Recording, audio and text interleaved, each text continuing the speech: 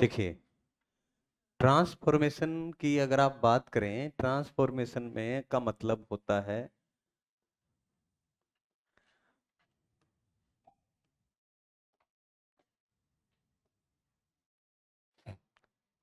Transformation का मतलब है चेंज इन स्ट्रक्चर।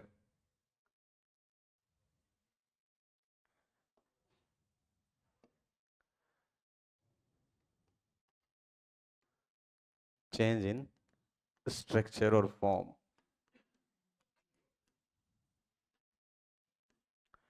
और एक होता है चेंज इन मीनिंग।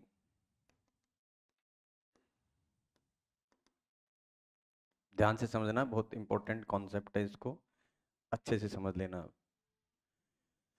ट्रांसफॉर्मेशन का मतलब है चेंज इन स्ट्रक्चर और फॉर्म, और एक चीज होती है चेंज इन मीनिंग। दोनों एक जैसी नहीं है, दोनों बिल्कुल डिफरेंट डिफरेंट चीजें। चेंज इन मीनिंग वाला कॉन्सेप्ट अलग है और चेंज इन स्ट्रक्चर और फॉर्म वाला कॉन्सेप्ट अलग है। अगर मैं आपसे ये कहूँ कि मैं अंग्रेजी पढ़ाता हूँ, और एक आपसे वाक्य मैं ये कहूँ कि मैं अंग्रेजी नहीं पढ़ाता हूँ, तो क्या दोनों सेम है? नहीं है। एक में मैंने कहा मैं अंग्रेजी पढ़ाता हूँ, इसका मतलब वाक्य सकारात्मक है। और अगर मैंने कहा कि मैं अंग्रेजी नहीं पढ़ाता हूँ, इसका मतलब वाक्य नकारात्मक है। तो क्या हुआ इसमें? इसमें दो बातें हुई। आपने स्ट्रक्चर में क्या किया? चेंज किया। और साथ साथ चेंज किस में भी किया? मीनिंग में भी चेंज किया या फॉर्म में भी चेंज किया। तो पहला चेंज किस में किया आपने? स्ट्रक्चर में। और दूसरा चेंज किस में किया? मीनिंग में।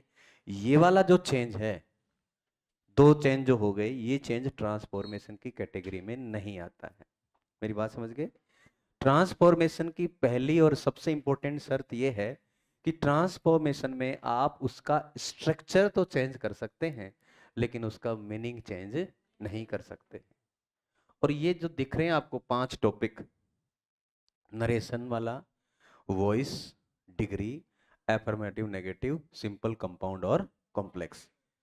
तो ग्रेड 1 के अगर सिलेबस में आप देखेंगे, आप तो ग्रेड सेकंड में भी खैर उसको वैसे ही लिख दिया है, ट्रांसफॉर्मेशन लिख के टॉपिक डाल रखे हैं। ठीक है।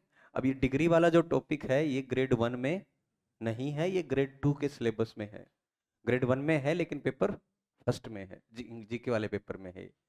तो तो ये जो आप इनमें से वॉइस आप पढ़ चुके हैं, पढ़ लिया वॉइस आपने, नरेशन आपने पढ़ लिया है, डिग्री आपने पढ़ ली है।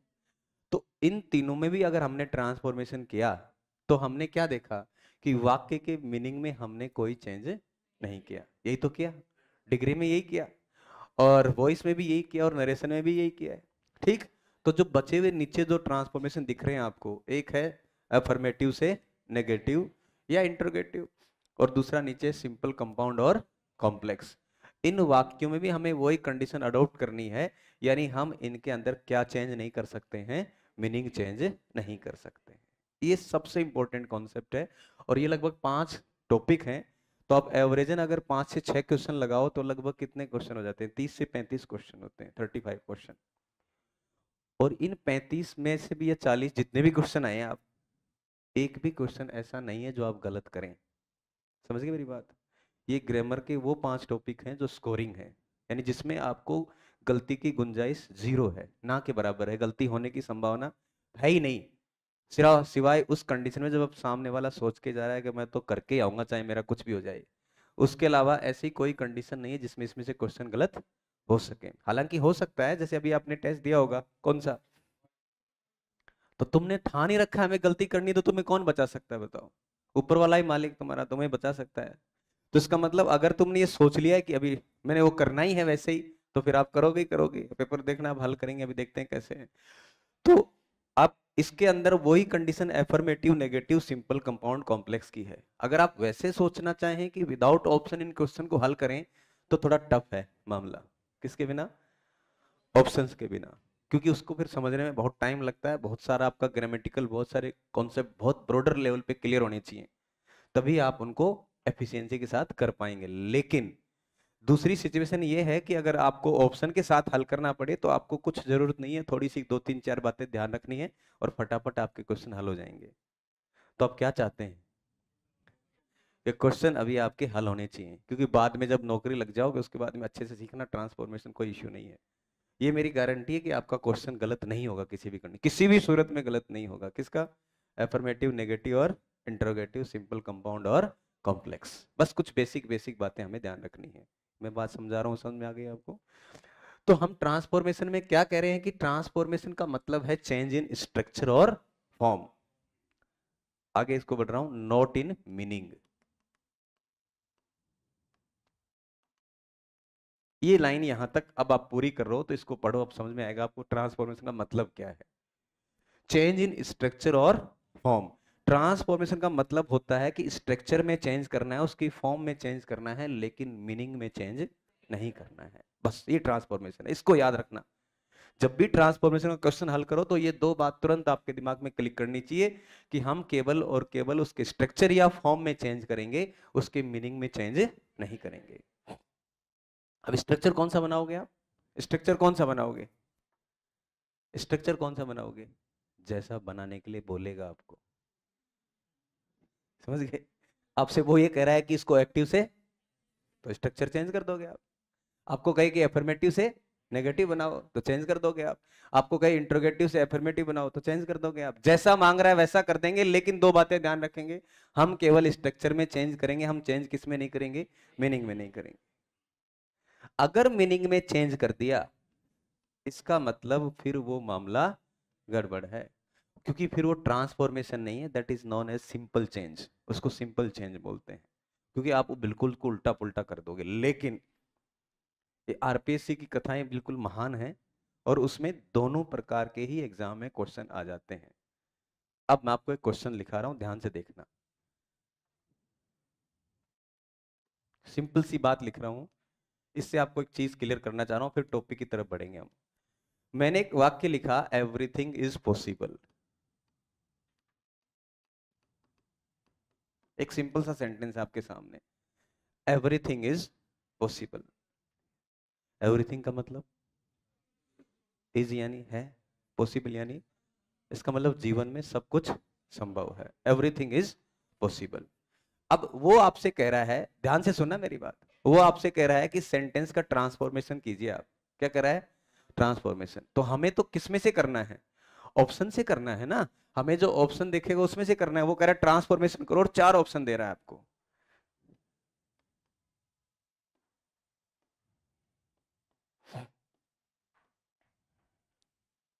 नंबर एक, पहला,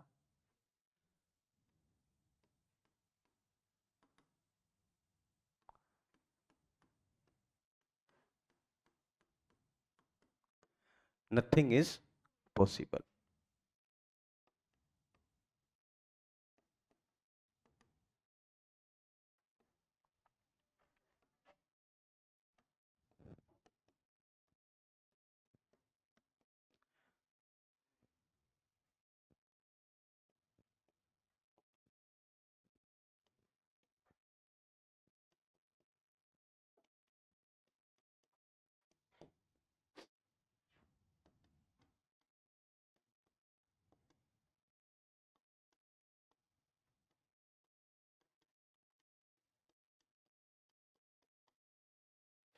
एवरीथिंग इज पॉसिबल।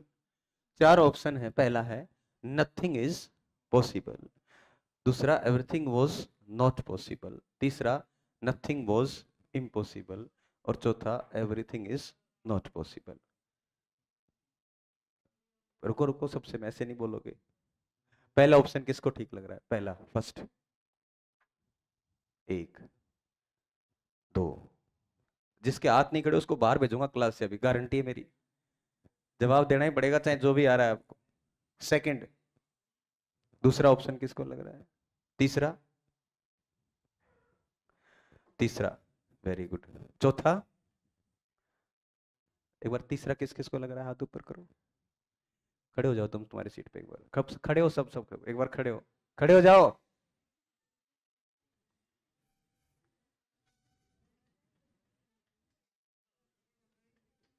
बातें नहीं।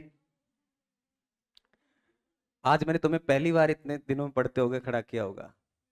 वो इसलिए किया कि तुमसे महान दुनिया में कोई भी नहीं है। ये क्या लिखा हुआ है भाई?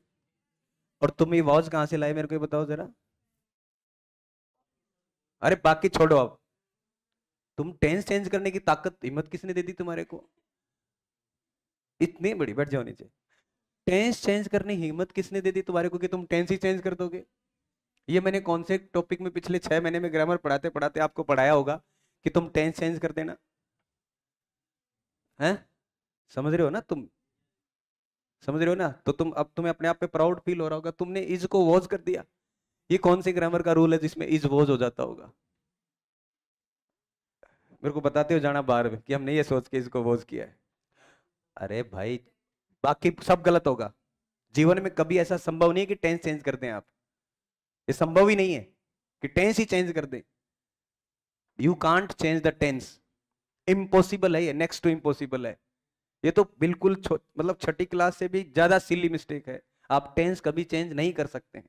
वो तो किसी में भी नहीं कर सकते हैं, सिंपल चेंज में भी नहीं कर सकते हैं। टेंस चेंज तो हो ही नहीं सकता है इसमें। ठीक है? तो बात ये है कि पहला सेंटेंस था नथिंग इज पॉसिबल। ऊपर कह रहा है एवरीथिंग इज पॉसिबल, कि सब कुछ पॉसिबल है।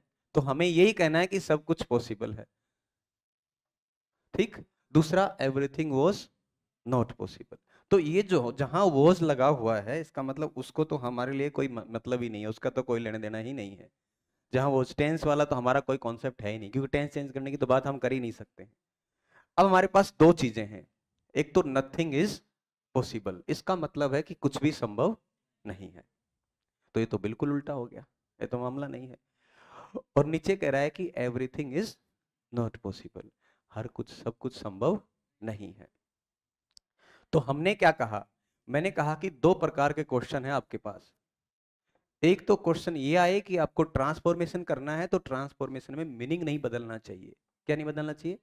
मीनिंग नहीं बदलना चाहिए। लेकिन ये मीनिंग नहीं बदलने वाला अगर ऑप्शन नहीं है, तो फिर आपको उसको सिंपल चेंज से ही चेंज करना है। सिंपल चेंज का मतलब एफर्मेटिव को सीधा क्या बना दो? नेगेटिव बना दो। ये बहुत इंपॉर्टेंट कॉन्सेप्ट है, इसको समझ लेना आप। चाहे आपको आधा घंटा लगे, चाहे 40 मिनट, ये बात जो समझाना चाह रहा हूं उसको समझ लो मैं क्या कह रहा हूं।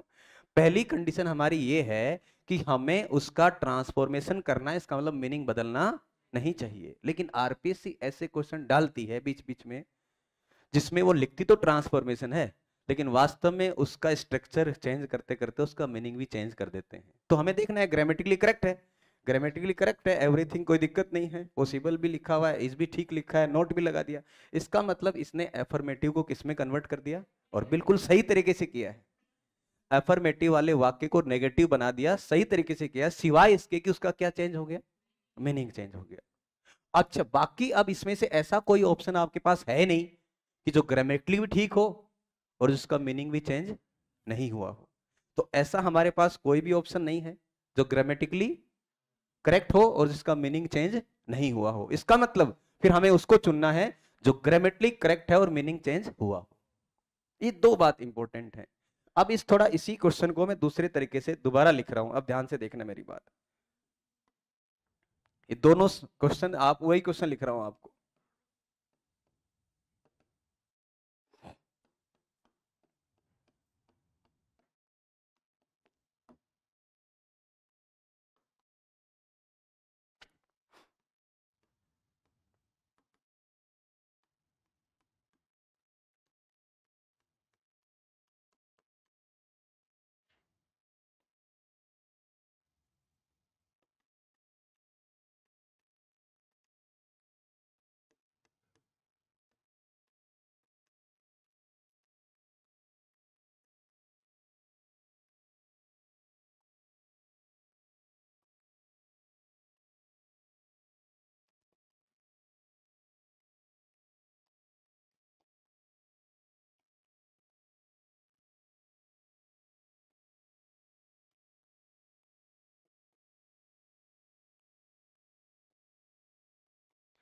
अब देखिए, वापस से वही क्वेश्चन मैंने लिखा है आपके सामने। एवरीथिंग इज पॉसिबल, सब कुछ संभव है। क्वेश्चन वही है कि इसको ट्रांसफॉर्म करते हुए लिखना है, नेगेटिव सेंस में लिखना है इसको। तो पहला वाक्य है नथिंग इज पॉसिबल, इसका मतलब कुछ भी संभव नहीं है। चलो, एक ये है, मीनिंग बदल गया इसका। एवरीथिंग इज नॉट पॉसिबल, सब कुछ संभव नहीं है। तो इसमें वाक्य तो नेगेटिव है लेकिन मीनिंग बदल गया है। नथिंग वॉज इम्पॉसिबल, इसमें टेंस है। सबसे ज्यादा गड़बड़ यही करता है वो टेंस वाला, ध्यान रखना आपको। जैसे आपने किया अभी, जितने प्यार से आपने टिक किया ना, ऐसे ही करवाएगा वहां से आपको। तो नथिंग वॉज इम्पॉसिबल, इसमें टेंस का चक्कर है तो इसको कर ही नहीं सकते। अब नीचे देखो, नथिंग इज इम्पॉसिबल, कुछ भी असंभव नहीं है, इसका मतलब सब कुछ संभव है। कुछ भी असंभव नहीं है, इसका मतलब सब कुछ संभव है। अब देखना अब क्या हुआ। अब हमारे पास दो चीजें हैं, एक ऑप्शन डी और एक ऑप्शन बी। अब यहां जब दोनों ऐसे मिले आपको, तो फिर उसको चूज करना है जिसमें मीनिंग चेंज नहीं हुआ है। लेकिन अगर ये नहीं है तो फिर इसको चेंज, समझ गए मेरी बात?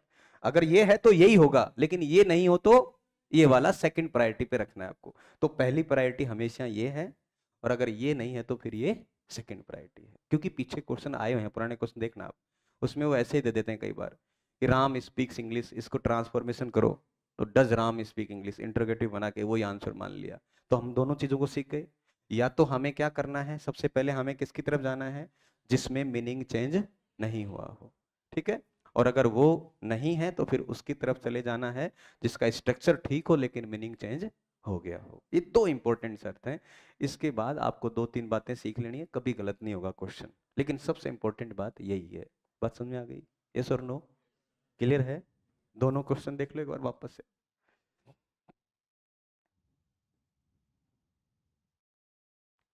अब इसमें समझ में आ गया आंसर, ये क्यों हुआ पता लग गया क्यों हुआ?